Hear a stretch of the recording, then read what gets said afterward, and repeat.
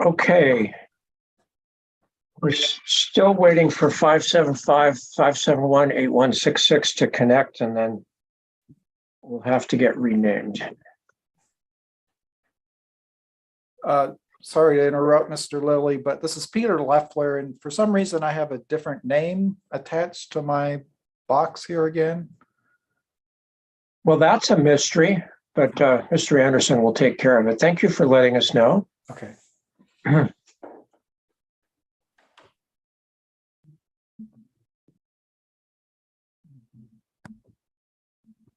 And looks like, I guess we have to relabel everybody because Mr. Moore has gotten to be relabeled as Tim Terry again. Hey, Tim. I'm now you again. So I think we can change that for you, Mr. Moore. Thank you. We meaning. I am. Your name is on there. Now it's Mr. Moore. That's taken care of. I got it. Good. Thank you. You're welcome. Mr. Leffler's name is corrected now. I'm afraid 571-8116 is probably Mr. Durbin, and that means he has to connect from London. Yes, I think that is my number. Oh, okay. So, but that is you, Mr. Durbin, at 916-213-8637 also? Yes. Okay, so we will change that to Tim Durbin, and then I think one of them was going to be video and one was audio, so hopefully we can get them both hooked up here. One thing that I want to apologize for, the telephone connection between here in the United States is a little erratic, so there's a possibility that sometime during the testimony I'll have to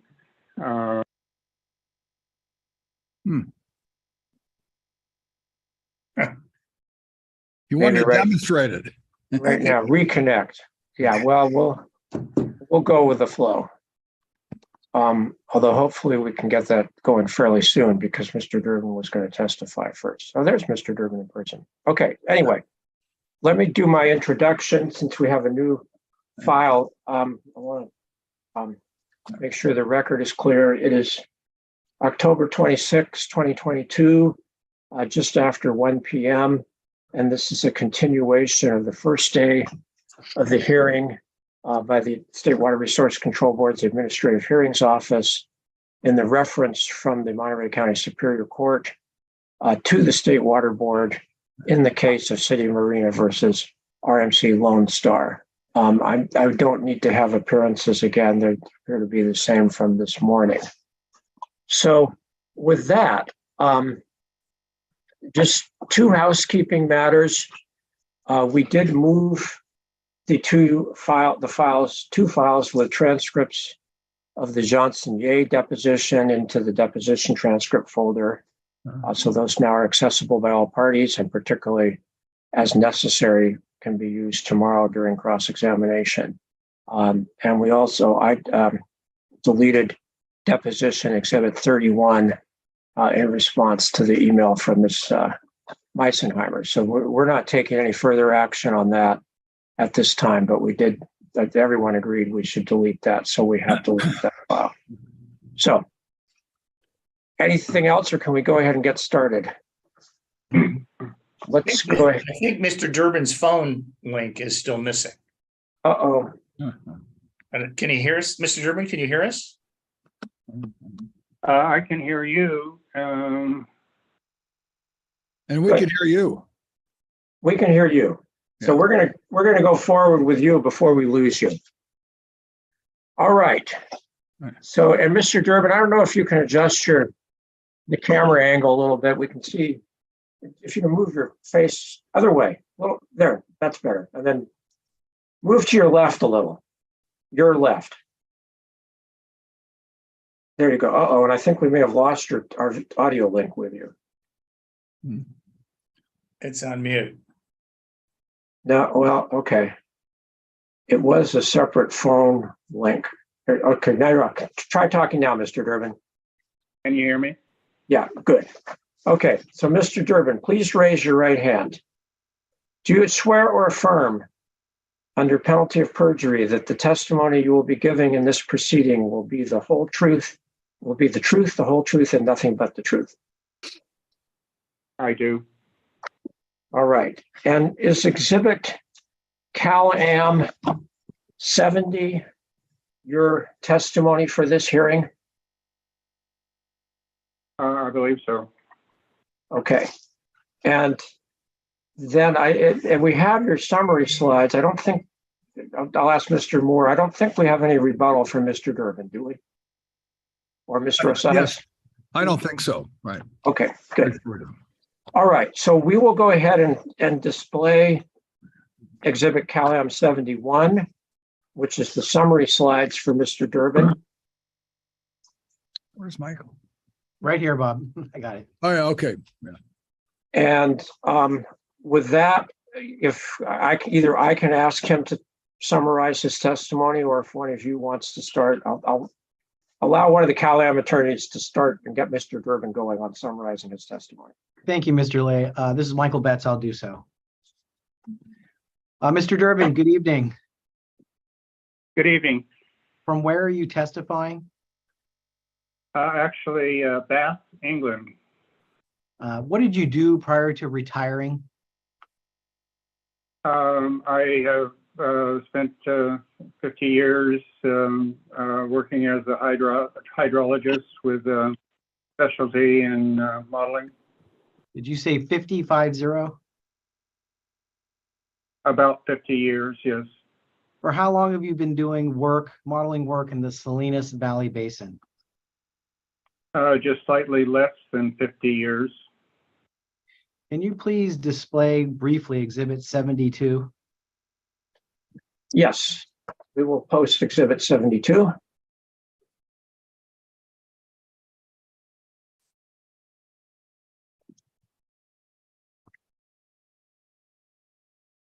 We have Exhibit Cal-Am 72 on the record. I mean, Mr. Durbin, posted. you've seen Exhibit 72 before. My question is this a true and correct copy of your CV and summary of your experience? Yes. Can we please go back to Exhibit 71? And the second page, please.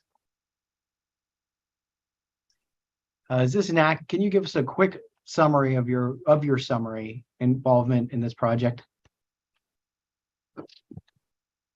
Yes. Well, first of all, this slide is on my background, and as I said a moment ago, I've spent a little less than 50 years working on various groundwater issues in the valley, and also surface water issues.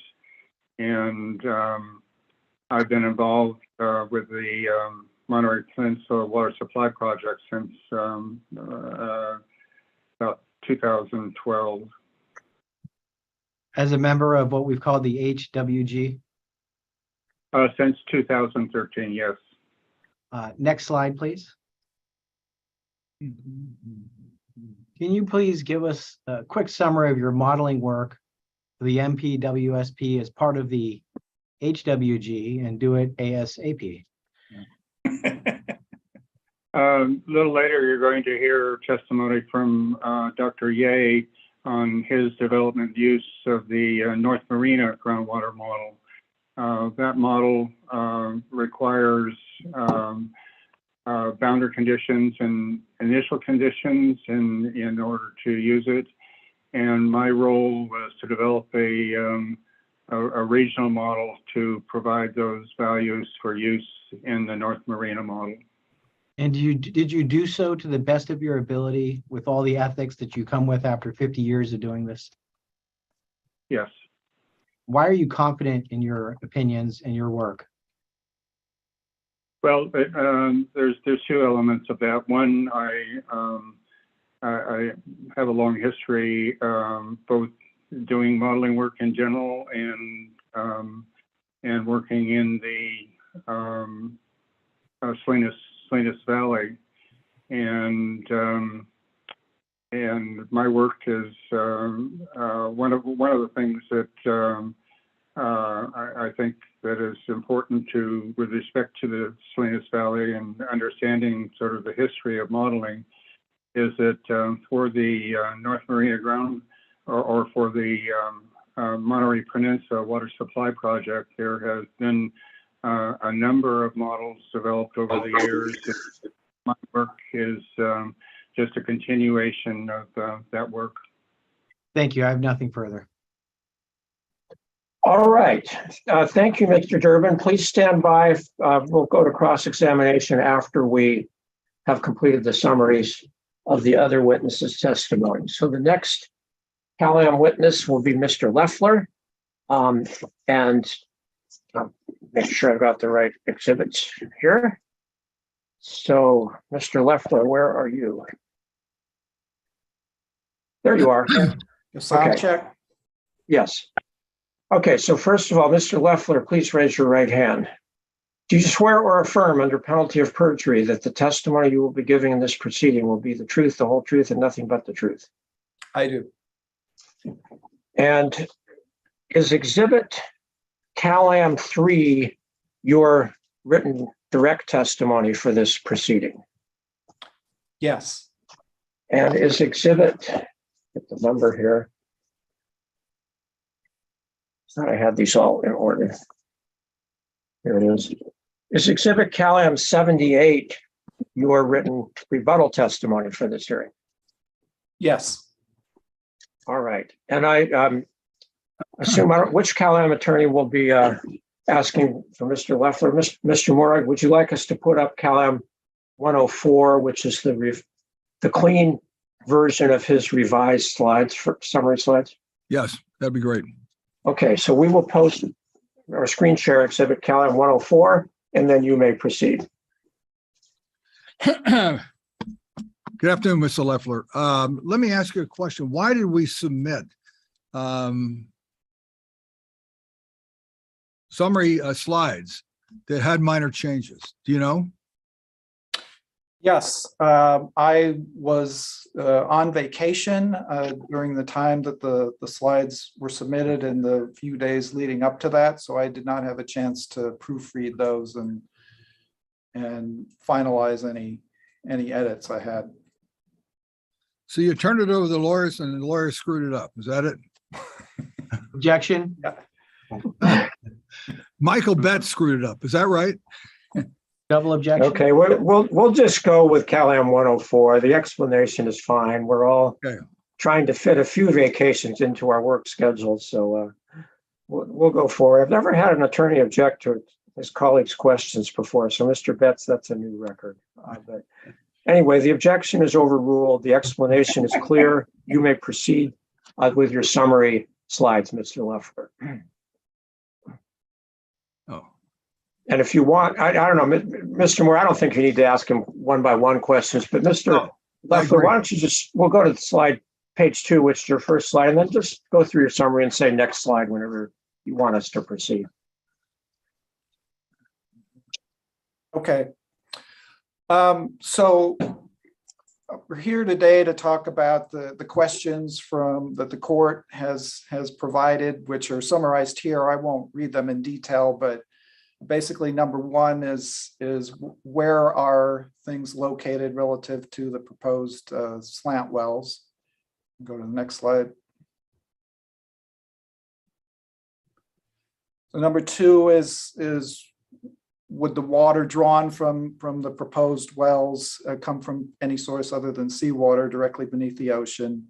Number 3 has to do with hydrogeological connectivity between those proposed slant wells and the MCWD production wells.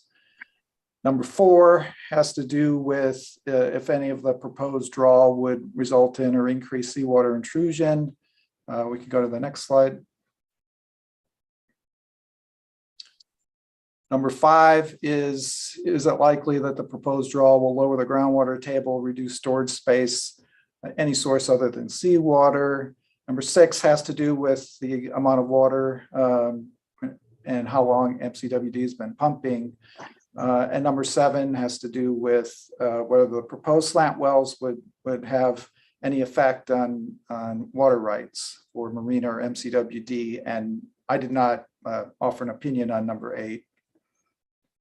Next. Okay. Number 8 is legal issues, so that's fine. Go ahead. Okay, so starting here with kind of a location question, the map here to the right shows some different groups of wells, starting with the green, which represent the MCWD wells, and then the different symbol types, triangle, square, circle, represent where those wells are screened. The yellow represent the Monterey Peninsula Water Supply Project nested well locations screened at different depths.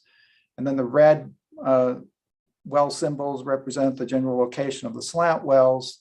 The brown line represents the 180, 400 foot aquifer subbasin boundary.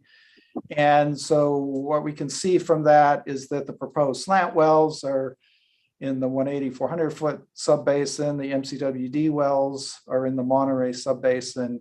And the CMEX properties within the 180, 400 foot subbasin. Next. Okay, so starting with the dune sand aquifer, and this particular figure on the right refers to conditions where there's an assumed or hypothetical seaward gradient in the dune sand aquifer. So it refers to the mixing zones where flow paths from the ocean water would come in.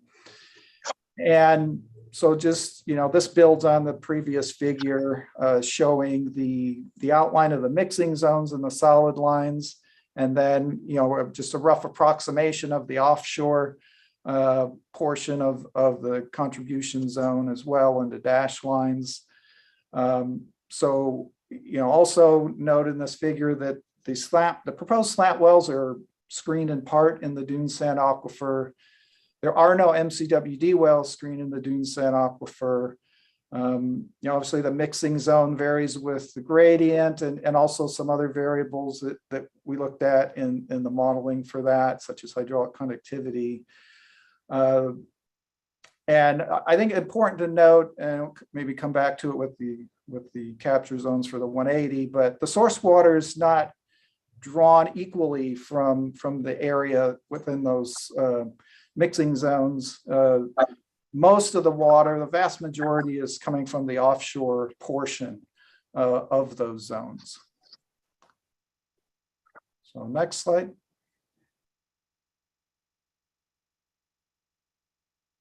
So building on that previous slide, now we're adding in the what were referred to, I believe, as capture zones in Ms. Nelson's testimony. That's shown in the yellow and the orange, which are added to what I had provided in my testimony with the other lines.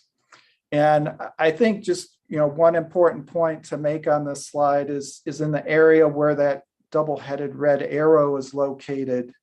I wanted to point out that that is not part of the mixing zone. That's not, you don't have ocean water coming in that area of the red-headed, double-headed arrow there. So I think that's just an important point to note when we're talking about mixing zones and you're talking about a, sort of a hypothetical seaward gradient there in the dune sand aquifer. And but I would also finally note on this figure that, as I've stated in my testimony, that I believe that the dune sand aquifer seaward gradient that's been cited is erroneous in that it did not consider freshwater equivalent heads, nor did it consider some of the other monitoring wells like MW8S. So next slide. Okay, and just for the record, we are now at slide 8. Go ahead. Okay.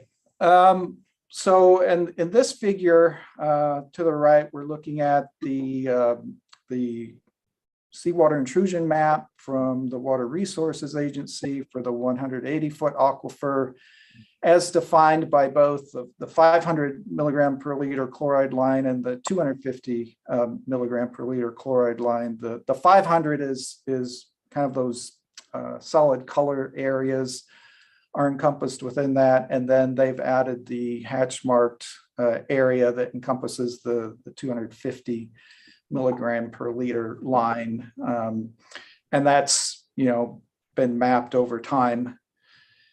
And so I think one of the important things to note on this particular figure is that in sort of the southern end of the figure, you'll see the three green well symbols for MCWD wells 29, 30, and 31, which are screened in the 400-foot aquifer, but also reported to have some screen in the 180-foot aquifer. So this figure shows sort of the proximity of those wells to where the agency has mapped seawater intrusion.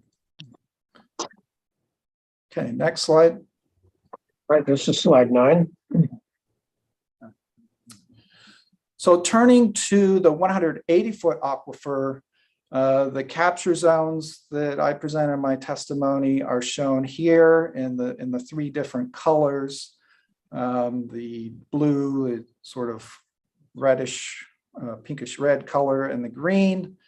And again, the solid line portion of that is showing the onshore portion, and then the dashed line portion showing, an approximation of the offshore portion of the capture zones. And so I think some other important features to note here are, that the slant wells, in addition to having some screen in the dune sand aquifer, have some screen in the 180-foot aquifer, and that MCWD wells 29, 30, and 31, again, are reported to be, partially screened in the 180, but they're definitely screened in the 400 as well. And then all the other remaining MCWD wells are screened only in the 400-foot aquifer and the deep aquifer. In terms of distance, we're looking at over 4 miles between the slant wells and MCWD 29, 30, and 31. And those capture zones that you're seeing there, vary with gradient, which tends to fluctuate seasonally and year to year. But these particular capture zones range from 0.0011 to 0.0004. And again, want to really emphasize that the source water is not drawn equally from all areas of the capture zone. It's drawn primarily from the offshore portion of the capture zone beneath the seafloor. So next.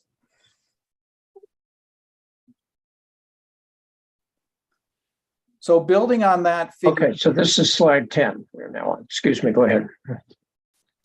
Yeah, so building on the previous figure, now adding in what we have from the direct testimony of Ms. Nelson in terms of capture zones shown here in yellow and orange.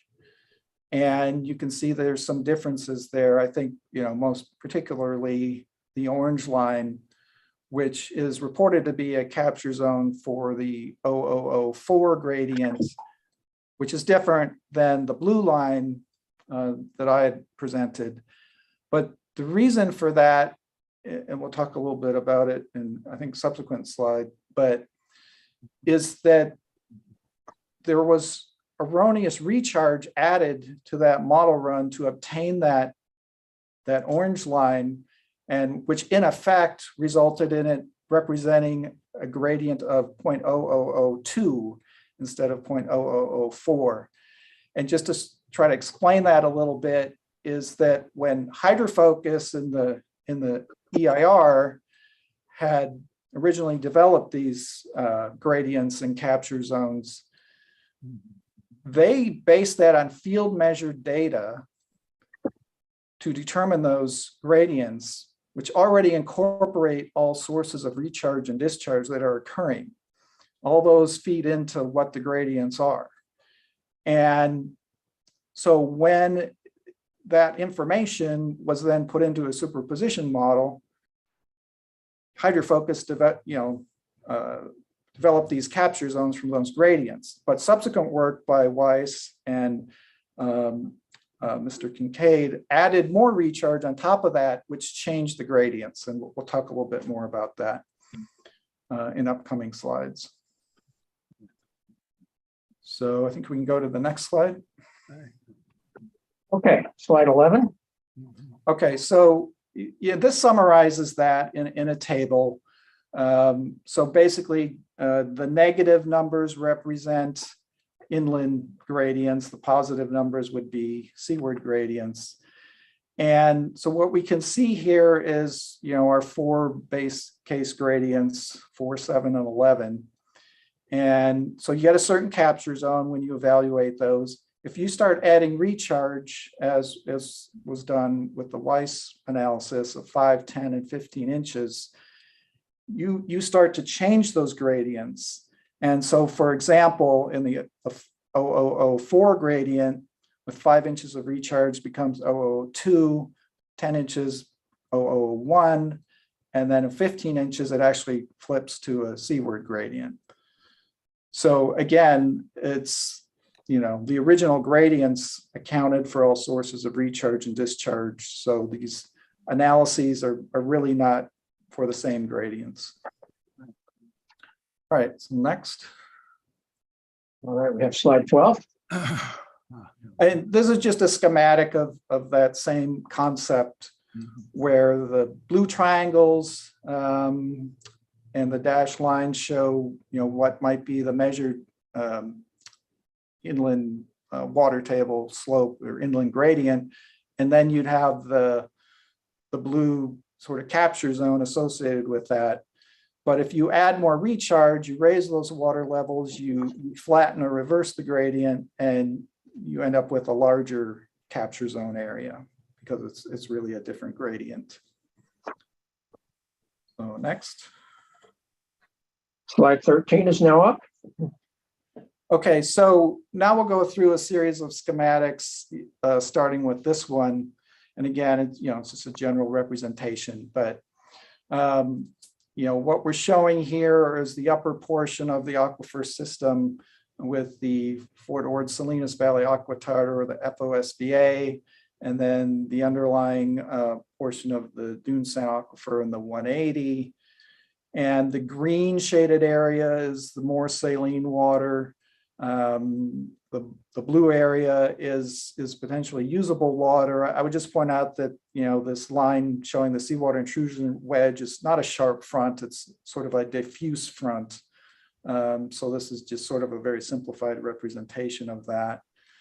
And then you can see the perched mounted aquifer on top of the FOSVA, and the arrows represent groundwater flow directions in that aquifer. And then you see the arrows representing the inland groundwater flow and the underlying dune sand in 180. So starting with that, I think we can go to the next slide. Okay, so slide 14. So I think a couple important things to point out here is that, when the small amount of groundwater that's in this perch mounted aquifer flows over the western edge of the FOSVA, it flows into the underlying dune sand aquifer, and it mixes with that water, that brackish to saline water, which remains brackish to saline.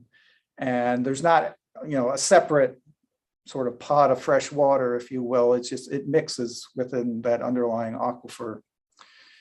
And also in the blue box on the bottom, that, without the proposed slant walls, incoming seawater flows towards MCWD wells 29, 30, and 31.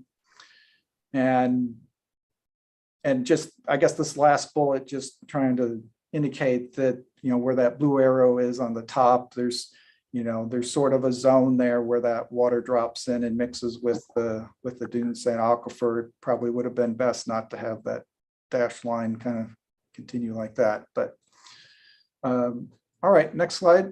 I'm sorry, I missed that, Mr. Leffler. Which dashed line are you saying would have been best not to have in there? So in the upper blue box and the blue arrow, at the end of the blue arrow, it's pointing to the zone where the perch mounted aquifer water mixes with the underlying dune sand aquifer. Yes. Yeah, so the sort of that dashed line right below that, it's I just kind of want to make clear that that water mixes into the underlying dune sand aquifer and 180-foot aquifer. Okay, thank you. Go ahead, you can go ahead. Sorry, next slide. Okay, this will be slide 15. Okay, so on this, just sort of adding to this figure, kind of want to point out that when we introduced the slant well pumping, that, and again, just sort of a general schematic, but you have approximately 90% or more of the flow coming from the ocean, and then the remaining portion, coming from the inland side of the capture zone. And also that, as far as the landward portion, some portion of that is derived from directly beneath CMEX property, and some is outside CMEX property. But that in the long term, what we would have is the amount of water that's coming from directly beneath the CMEX property would decline to less than 500 acre feet per year. Next slide. All right, this is slide 16. Okay, we'll come back to that schematic in a moment, but just a quick diversion. But just, you saw on that previous slide that the slant wells, almost more vertical than slanted. That's due to vertical exaggeration that you have to use on that cross section. This is, still a schematic, but more of a one-to-one, vertical to horizontal, to give more of a true sense of the actual slant of the slant well. So I'm just trying to show that, on this diagram. And, there's been some reference to, a certain portion of the screen occurring beneath the seabed. And, that is the case, but it doesn't make that much difference whether this is, shifted slightly, seaward or slightly inland, because you're still going to get the vast majority of water, 90+% from the ocean. That percentage that's actually beneath the seabed isn't really that big of a factor. We know from vertical wells that we're going to pull in seawater. So I think, the discussion around this percentage is not a significant factor. All right, next slide. This is slide 17. Okay, returning to our schematic.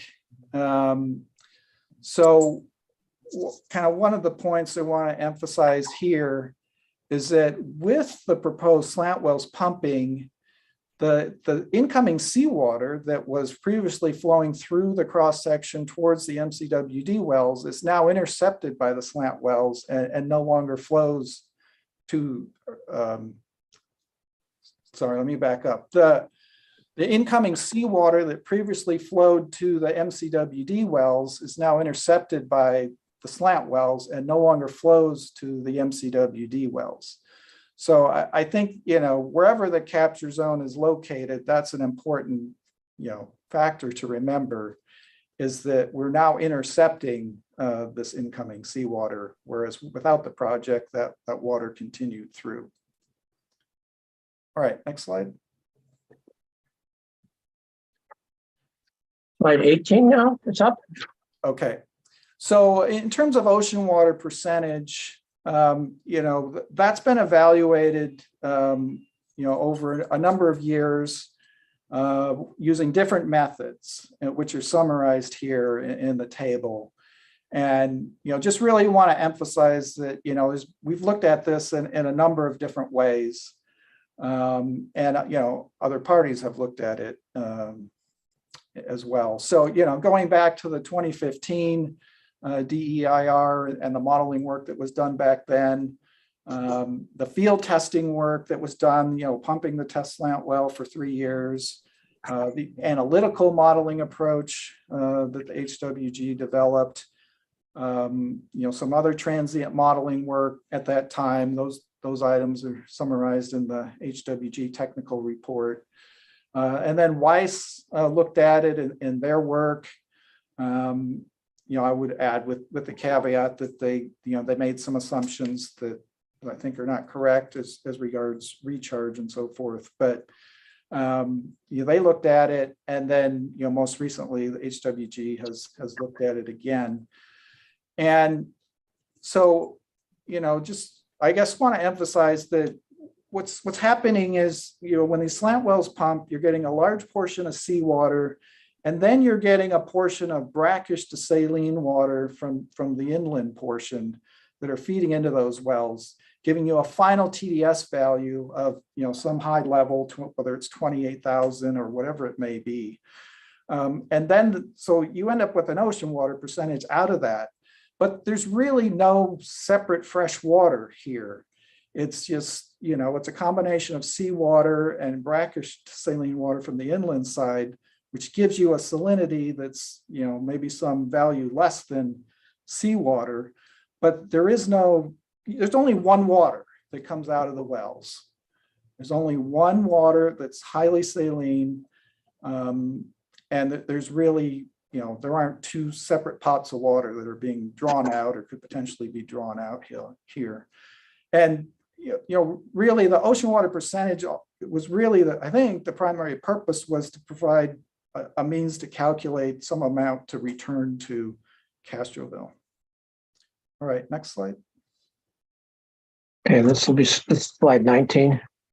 Okay, so just returning again to the schematic from before, adding in the 400-foot aquifer here, which is essentially unaffected by the slant well pumping, and you have ongoing seawater intrusion, inward flowing groundwater, and several MCWD wells that tap into that zone.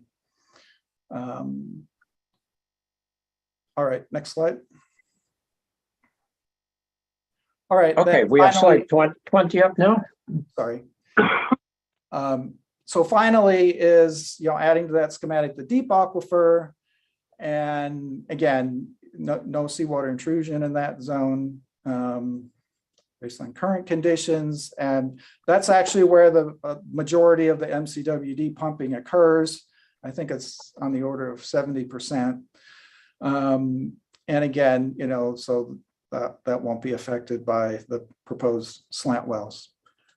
Okay, next slide. Okay, this is slide 21.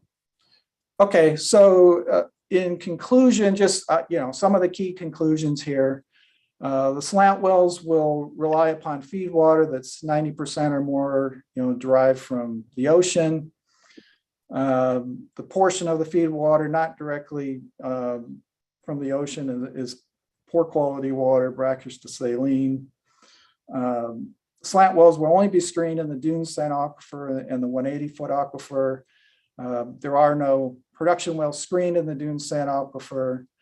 The only 3 MCWD wells that might have some screens in the 180-foot aquifer over 4 miles distant. And also importantly, separated by a large zone of poor quality water that's due to historic seawater intrusion that separates them from the slant wells. MCWD has several wells screened in the 400-foot aquifer and the deep aquifer, and the slant wells, won't access the water in those aquifers.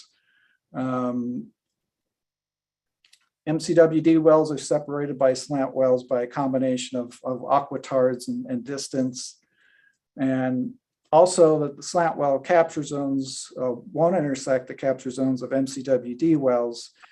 Again, in part because there's this zone of poor quality water between them. It's very close to the edge of that on the inland side. And long before there could be any interaction between the slant well capture zones and MCWD capture zones, they would be drawing in this historic seawater intrusion, which would make those wells unusable.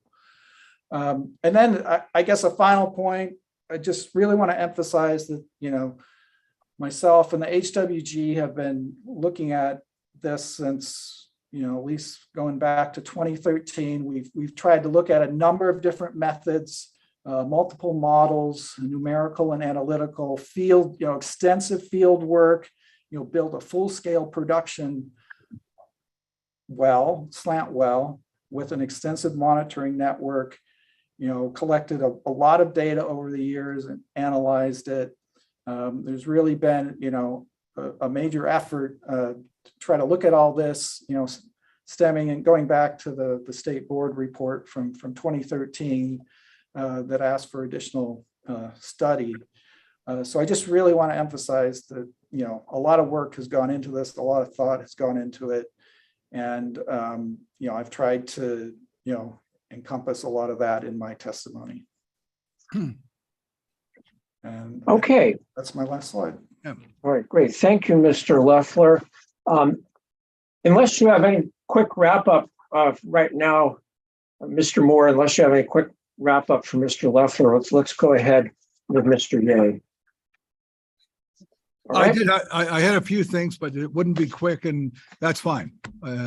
Let's move. Yes.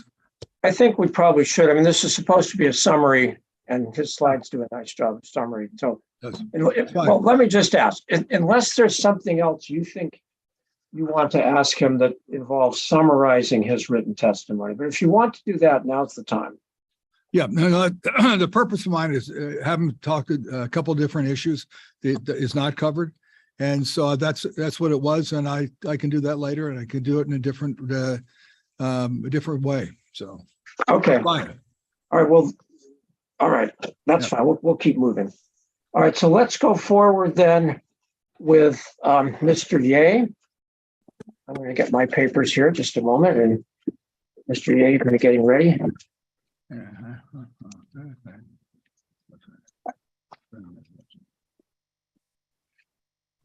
And I will be presenting Dr. Ye, Mr. Lilly.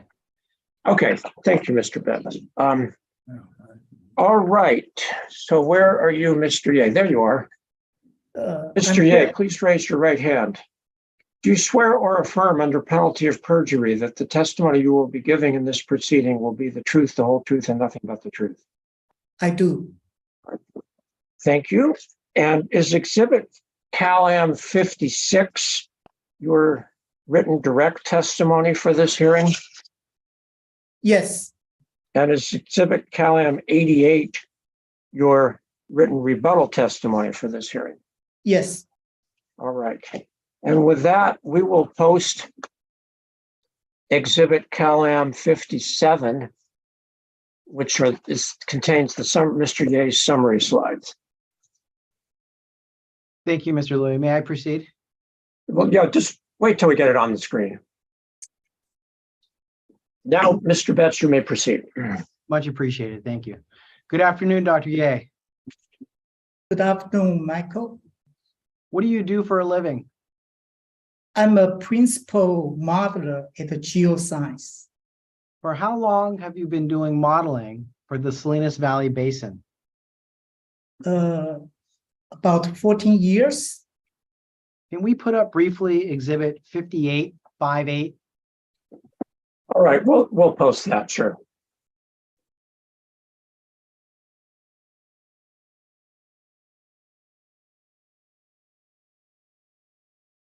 Okay, we have 58 on the screen now. Go ahead. Is Exhibit 58 a true correct copy of a summary of your CV and experience? Yes, Now, if we'd be kind enough to go back to 57. All right, we will display Exhibit Cal-Am 57. Thank you very much. Would you be kind enough to go to page 2? We will.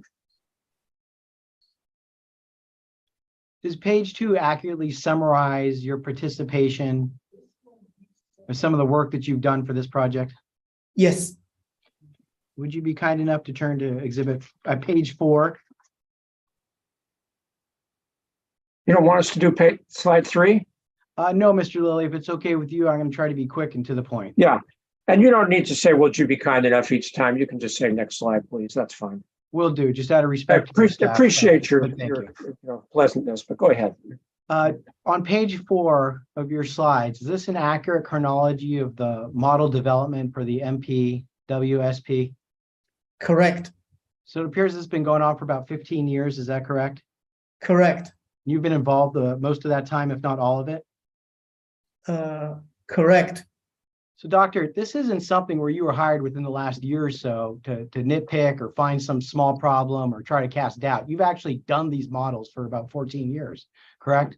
Yes, I developed the 2008 model. Thank you. Next page, 5. Okay, we have slide 5 on the screen now. Does slide 5 summarize the updates that you made to the 2016 model that's now referenced in your 2022 model? Correct. My main question, doctor, is that did you update the model because you found there was something wrong with an earlier model? No, it's a refinement of the model.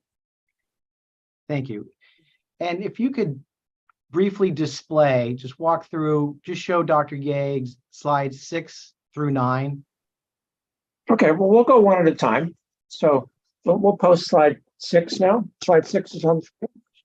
Sure, Mr. Lee, we could do it. So doctor, if you could summarize your major conclusions and results from the update, please.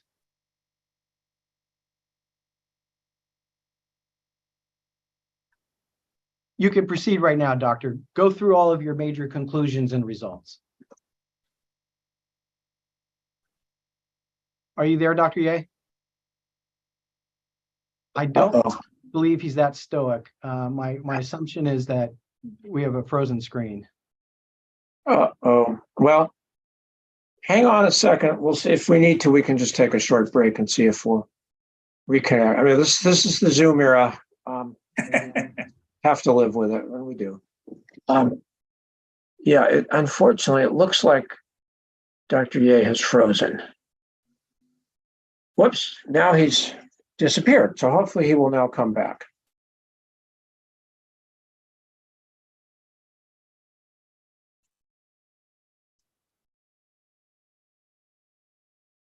Just be patient here. This is fine.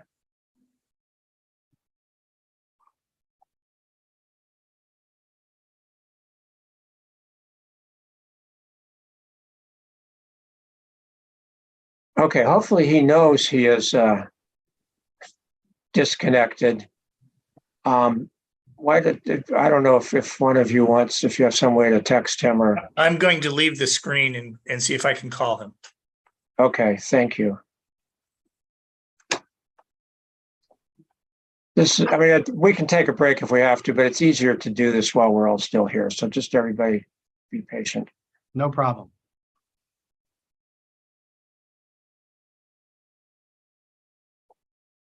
We got through Mr. Durbin from halfway around the world. That was good.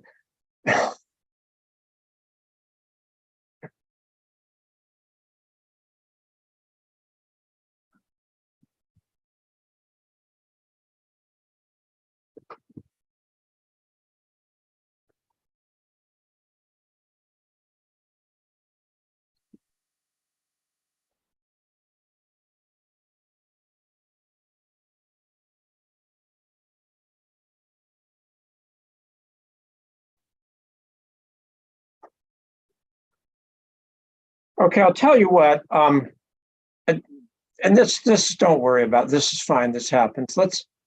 Let's take a break until 2 o'clock, and everybody, please do not log off. But you can all turn off your microphones and cameras, and then hopefully, Mr. Betts, you and your team can work with Dr. Ye to get him hooked back up, and all the rest of us will come back at 2 p.m. You betcha.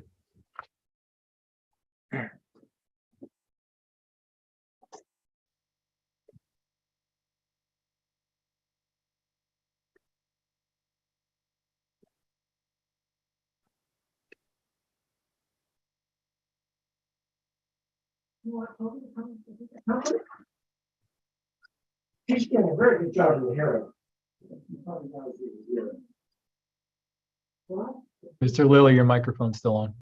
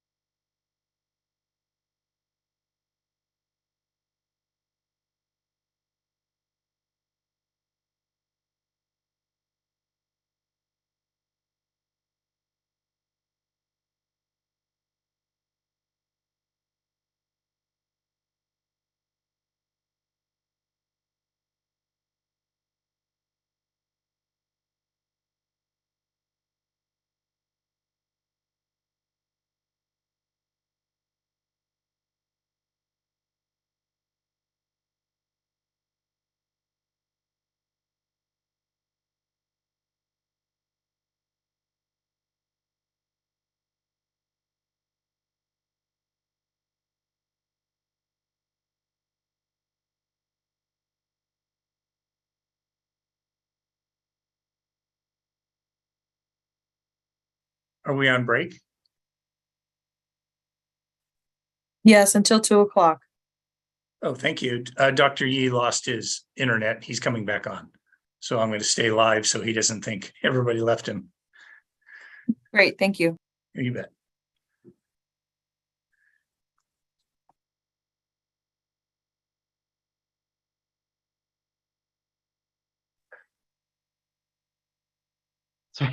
Sorry, David, I could walk down there, but did you get a hold of Dr. Ye?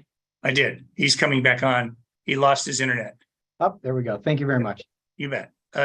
Dr. Yee, we're on break now till 2 o'clock, but please leave your internet link open, okay? Okay, yeah.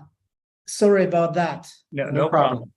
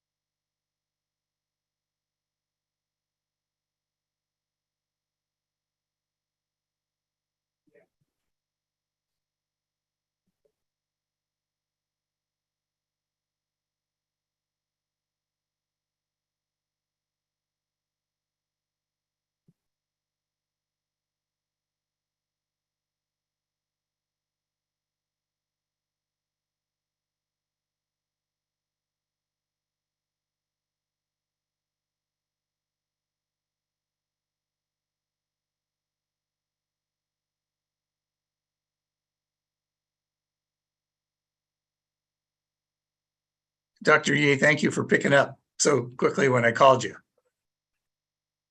Yeah, no problem. Okay.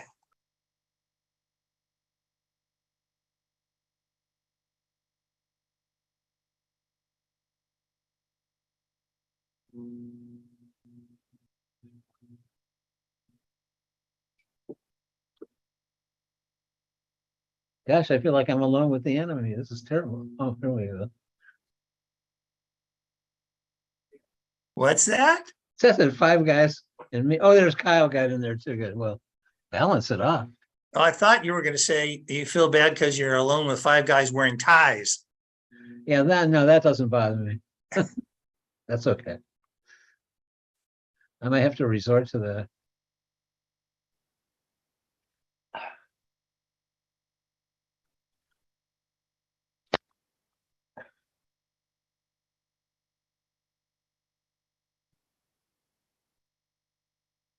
So what do you think, Mr. Wilkins? Cowboy boots will be the proper attire for the site visit?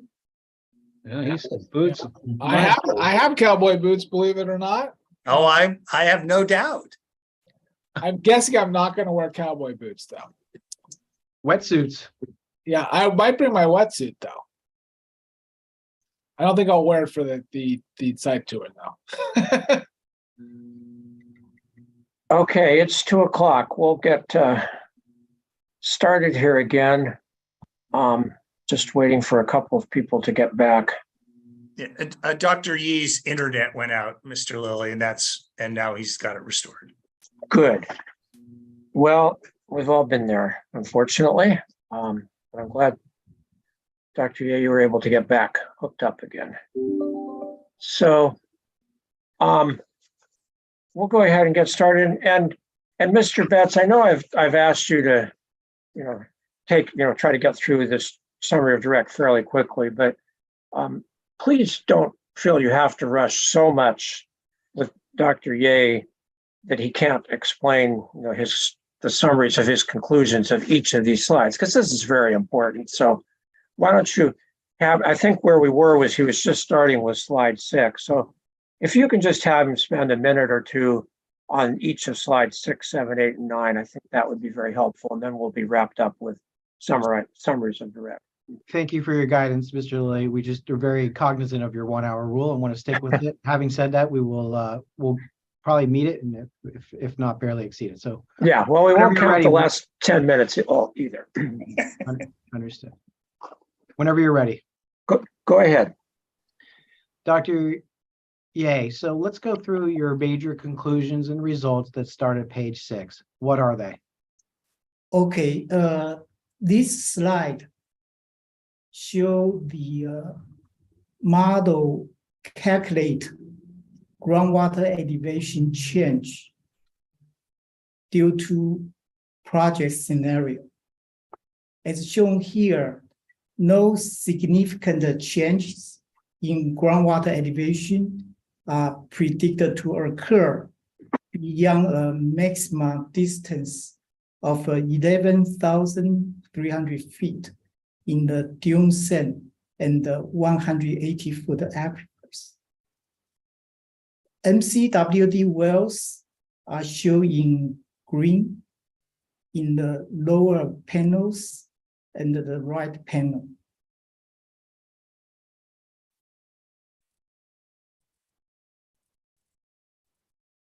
Thank you.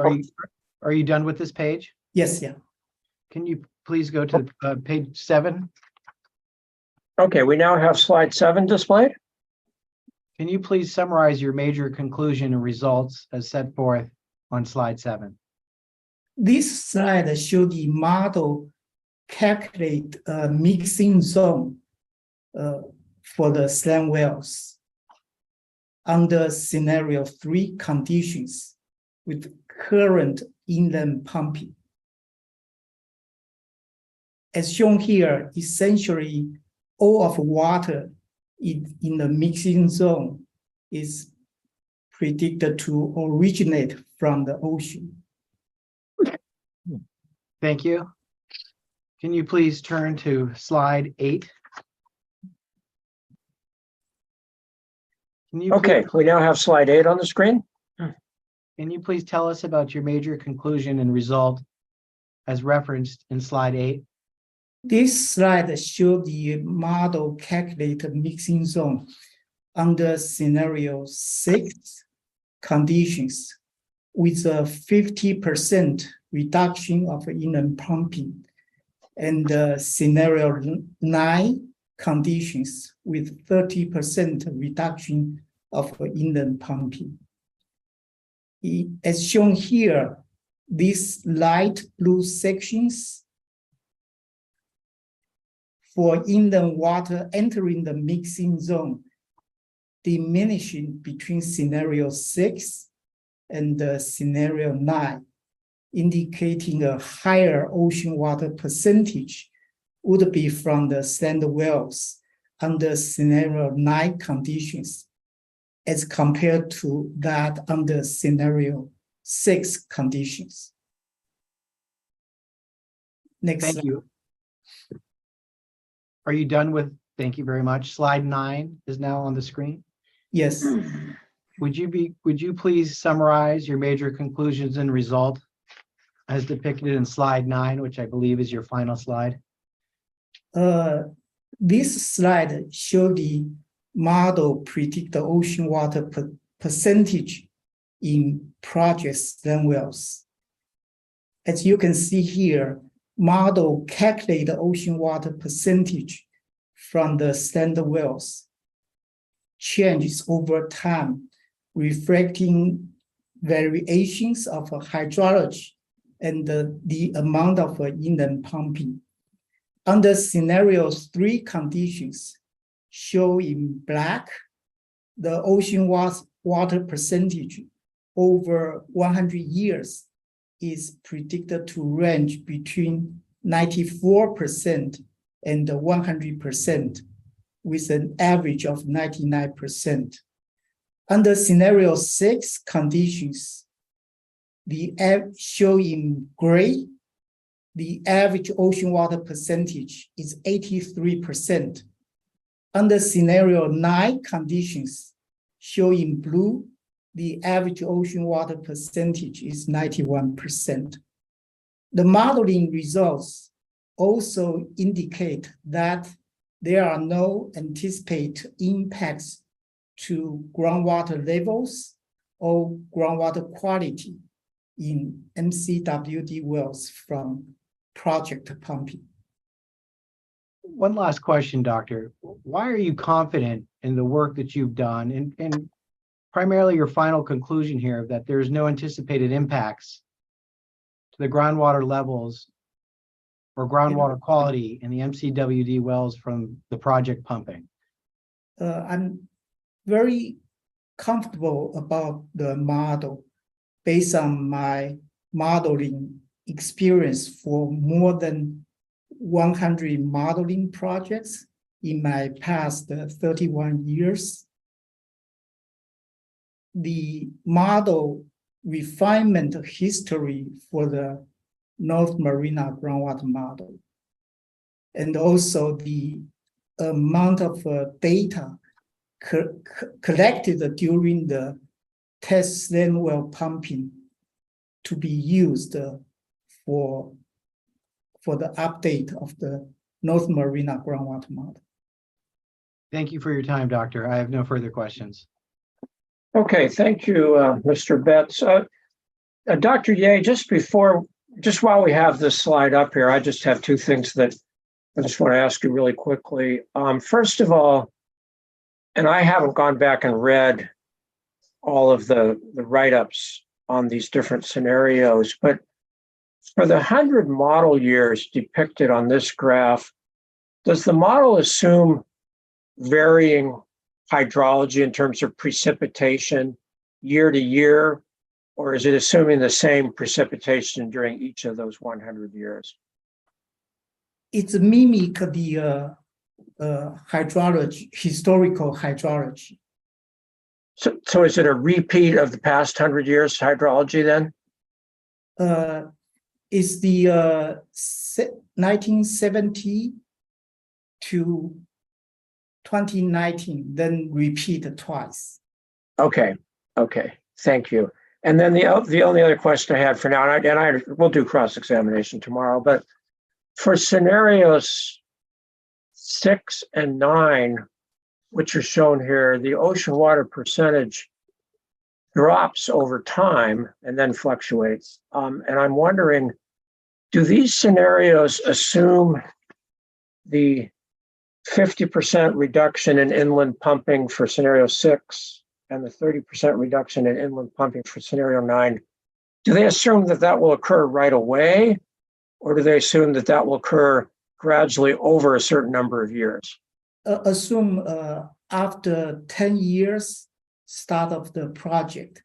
That's why you can see the first 10 years, the ocean water percentage are the same. Okay, so it assumes basically in year 11, there will immediately be a 50% reduction in the inland pumping. Correct. And then for scenario 9, immediate in year 11, immediately a 30% reduction. Correct. Okay, thank you.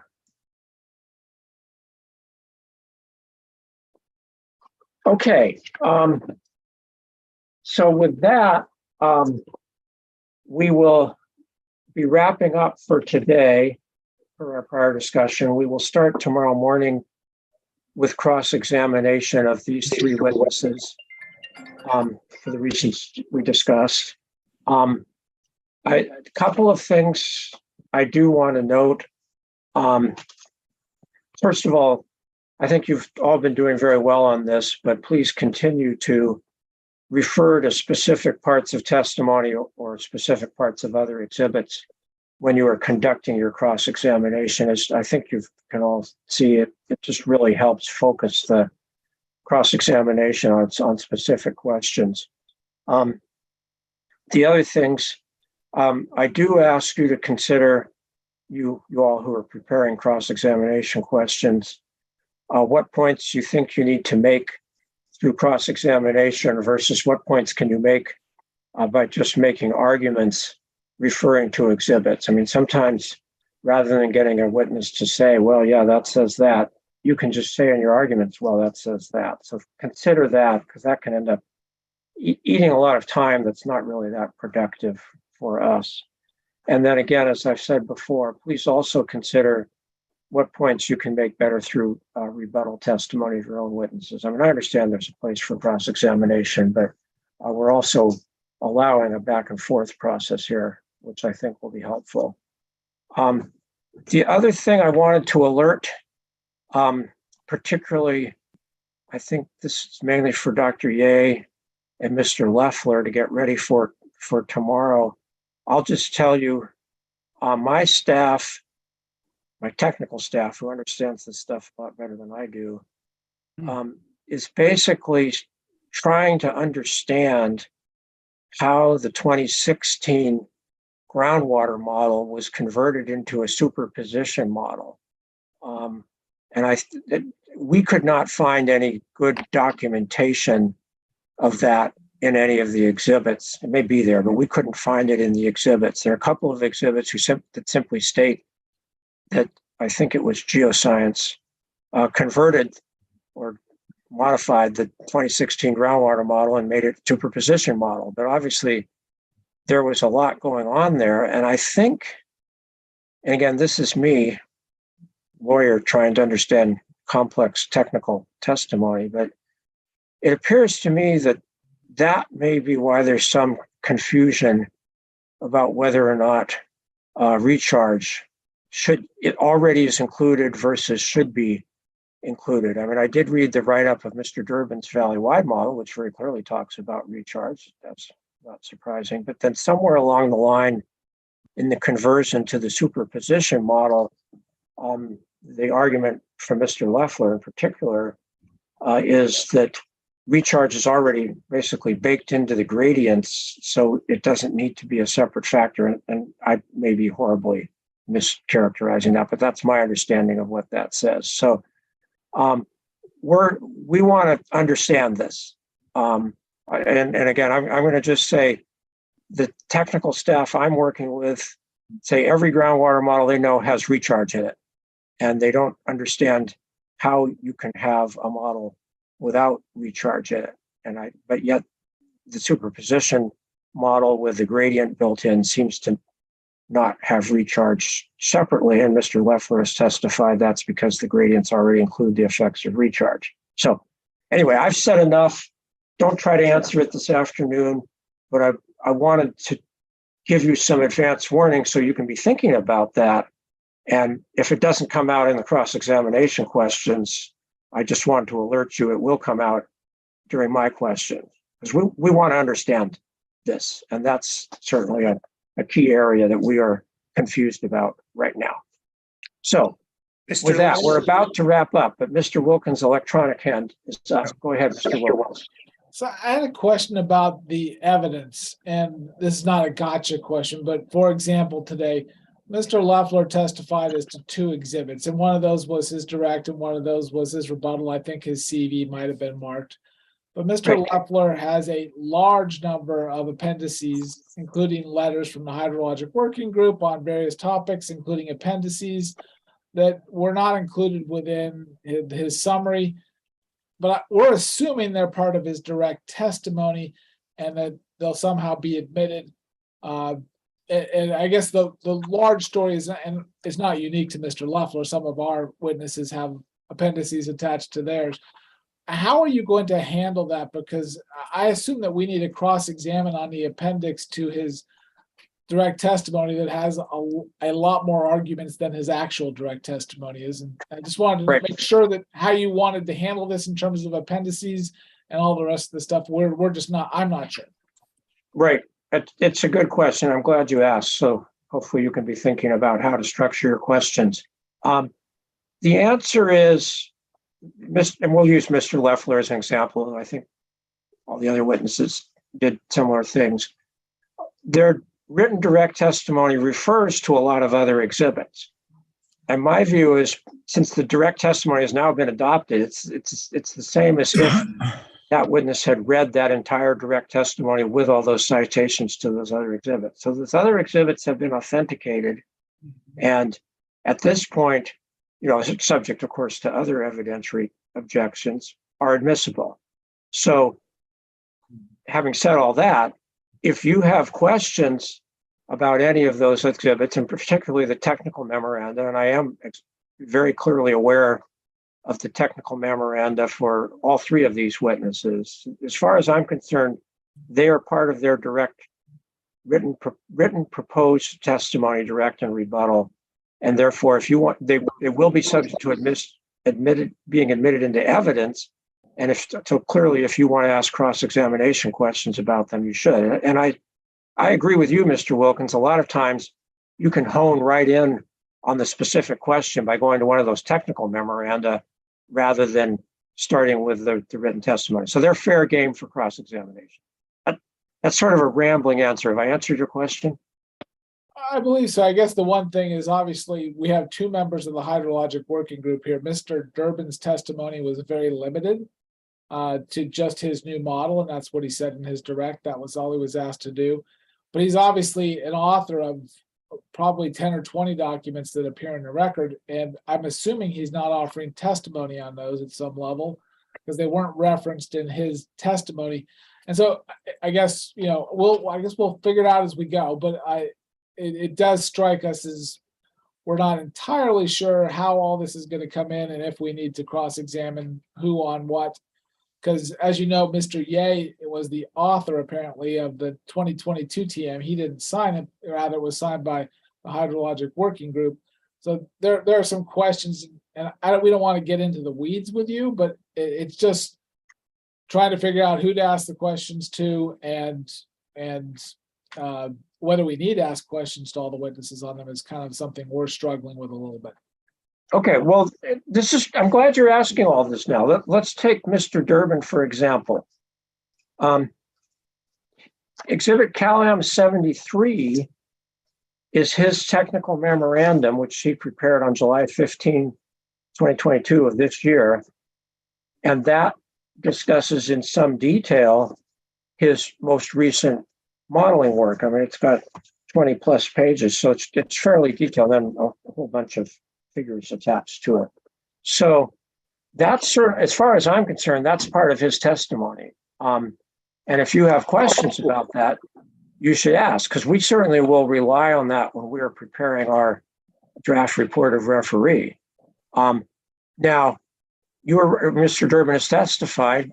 He's been working in the Salinas Valley groundwater for close to 50 years, and some of his older reports are in the record too. You'll have to decide how relevant they are.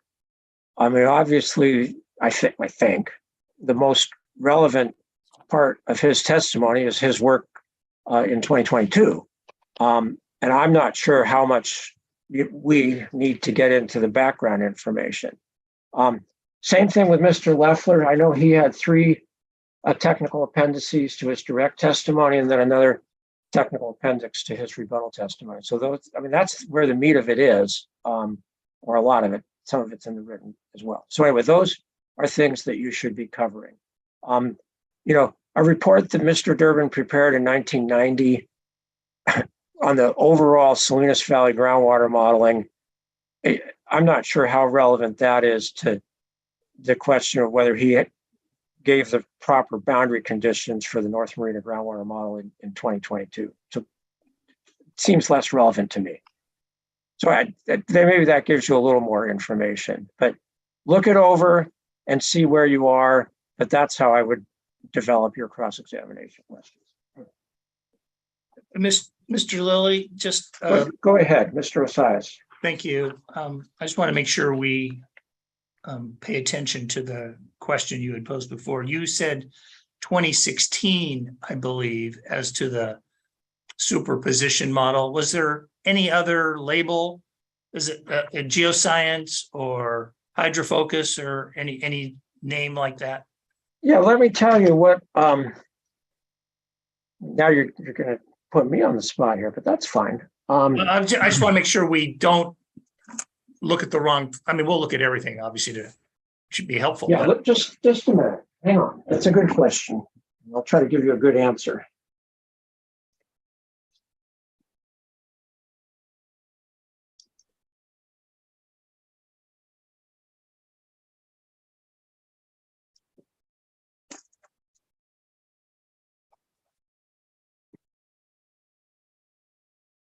Find it here.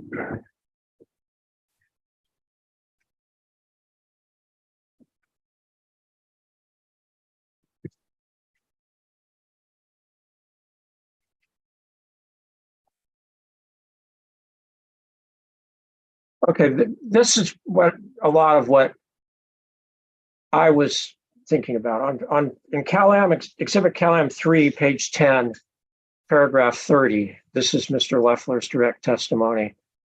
The second sentence says, Hydrofocus addressed the model improvement suggestions made by LBNL and utilized a superposition modeling approach for the CEQA analysis.